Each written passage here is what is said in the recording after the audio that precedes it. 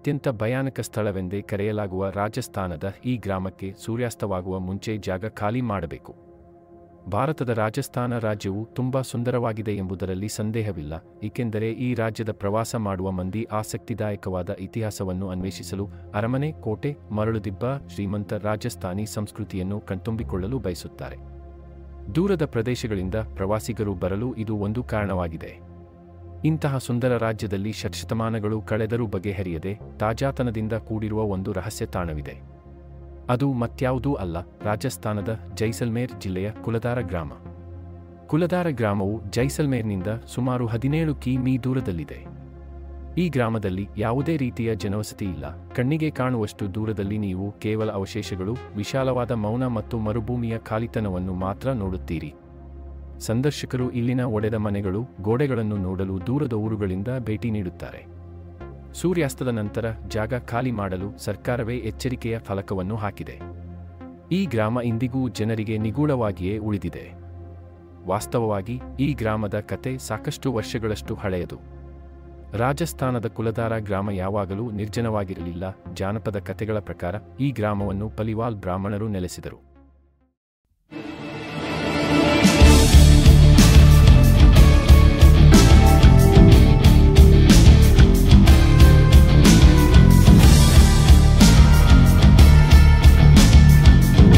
ನಿಮಗೆ ಭೂಮಿಯ ಮೇಲೆ ಇರುವ ರಹಸ್ಯ ಪರ್ವತದ ಬಗ್ಗೆ ಗೊತ್ತೇ? ಅದುವೇ ಪರ್ವತ ಮೌಂಟ್ ಮೇರು. ಯೂನಿವರ್ಸ್ನ ಕೇಂದ್ರವಾಗಿರೋ ಕೇವಲ ಒಂದು ಪರ್ವತವಲ್ಲ. ಇದು ಭೌತಿಕ ಲೋಕವನ್ನು ದಿವ್ಯ ಲೋಕಕ್ಕೆ ಸಂಪರ್ಕಿಸುವ ಆಕ್ಸಿಸ್ ಎನ್ನಲಾಗುತ್ತದೆ. ಆದರೆ ಇದಕ್ಕೆ ಒಂದು ಕತ್ತಲೆಯ ಭಾಗವೂ ಇದೆ. ಒಂದು ಕಪ್ಪು ಕುಳಿ, ಅದು ಶತಕಾಲಗಳಿಂದ ಅನ್ವೇಷಕರನ್ನು ಬೆಚ್ಚು ಬೀಳಿಸುತ್ತಿದೆ. ವಿಷ್ಣು ಪುರಾಣ ಮತ್ತು ಪದ್ಮ ಪುರಾಣ ಎಂಬ ಪ್ರಾಚೀನ ಗ್ರಂಥಗಳಲ್ಲಿ ವರ್ಣಿಸಲಾಗಿರುವಂತೆ ಈ ಕಪ್ಪು ಕುಳಿ ಕೇವಲ ಬಾಹ್ಯಾಕಾಶದಲ್ಲಿ ಒಂದು ರಂಧ್ರವಲ್ಲ, ಇದು ಭೌತಿಕ ಲೋಕ ಮತ್ತು ಉನ್ನತ ಸ್ಥಿತಿಯ ಜಗತ್ತಿನ ನಡುವೆ ಒಂದು ದ್ವಾರ. ಮೇರು ಪರ್ವತದ ಸುತ್ತಲೂ ಹಲವಾರು ಕಥೆಗಳು ಹರಿದಾಡುತ್ತವೆ. ಕೆಲವರು ಹೇಳುತ್ತಾರೆ ಇದು ಸೂರ್ಯನ ಮತ್ತು ಚಂದ್ರನ ನಡುವಿನ ಸೇತುವೆಯಂತೆ, ಇತರರು ಇದನ್ನು ನಕ್ಷತ್ರಗಳ ತಾಣವೆಂದು ಪರಿಗಣಿಸುತ್ತಾರೆ. ಈ ಪರ್ವತದ ಶ್ರೇಣಿಯಲ್ಲಿರುವ ಮಂತ್ರಗಳು ಮತ್ತು ಶಕ್ತಿಗಳು ಯಾತ್ರಿಕರನ್ನು ಆಕರ್ಷಿಸುತ್ತವೆ, ಆದರೆ ಇಲ್ಲಿಗೆ ಹೋಗಲು ಯಾರಿಗೂ ಸಾಧ್ಯವಾಗುವುದಿಲ್ಲ.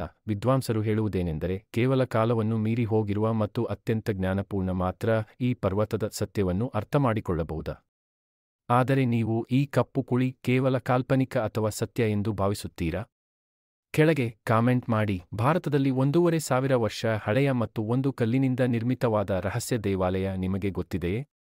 ಭಾರತೀಯ ದೇವಾಲಯಗಳು ಕೇವಲ ಪೂಜೆಯ ಸ್ಥಳಗಳಷ್ಟೇ ಅಲ್ಲ, ಅವು ಇತಿಹಾಸ, ರಹಸ್ಯ ಮತ್ತು ಸಾಂಸ್ಕೃತಿಕ ಮಹತ್ವಗಳಿಂದ ತುಂಬಿವೆ.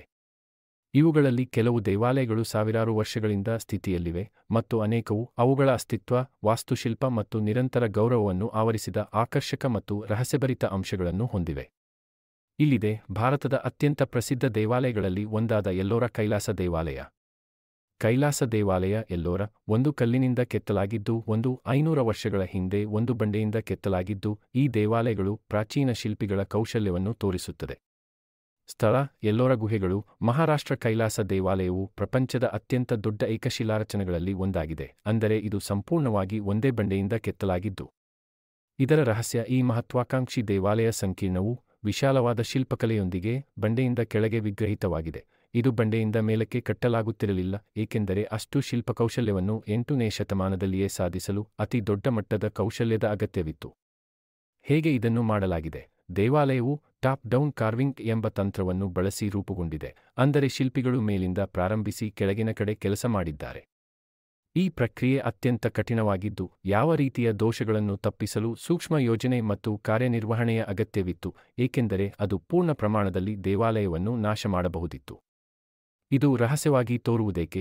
ಒಂದು ದೊಡ್ಡ, ವಿಶುದ್ಧವಾದ ಶಿಲ್ಪವನ್ನು ಒಂದೇ ಬಂಡೆಯಿಂದ ಕೆತ್ತಲಾಗಿದ್ದು, ಈ ಕೌಶಲ್ಯವನ್ನು 8ನೇ ಶತಮಾನದಲ್ಲಿ ಶಿಲ್ಪಿಗಳು ಹೇಗೆ ಸಾಧಿಸಿದರು ಎಂಬುದನ್ನು ವಿವರಿಸಲು ಹಲವರು ಇವತ್ತಿಗೂ ಸ್ಪಷ್ಟವಾದ ಉತ್ತರವನ್ನು ಕೊಡುವುದಿಲ್ಲ. ಇವುಗಳಲ್ಲಿ ಕೆಲವು ಜನರು ಹೇಳುತ್ತಾರೆ, ಈ ದೇವಾಲಯದ ನಿರ್ಮಾಣವು ಕಳೆದುಹೋಯ್ದ ಪ್ರಾಚೀನ ತಂತ್ರಗಳು ಅಥವಾ ತಿಳಿವಳಿಕೆಗಳನ್ನು ಒಳಗೊಂಡಿರಬಹುದು, ಇವುಗಳನ್ನು ನಾವು ಸಂಪೂರ್ಣವಾಗಿ ಅರ್ಥಮಾಡಿಕೊಳ್ಳಲು ಇನ್ನೂ ಸಾಧ್ಯವಾಗಿಲ್ಲ.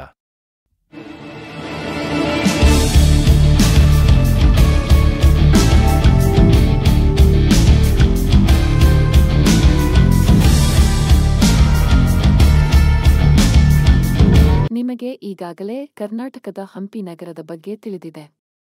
ಆದರೆ ಇದು 15ನೇ ಶತಮಾನದಲ್ಲಿ ಅತ್ಯಂತ ಶ್ರೀಮಂತ ನಗರ ಎಂಬುದನ್ನು ಕೇಳಿದ್ದೀರಾ? ಹೌದು, ನೀವು ಸರಿಯಾಗಿ ಕೇಳಿದ್ದೀರಿ.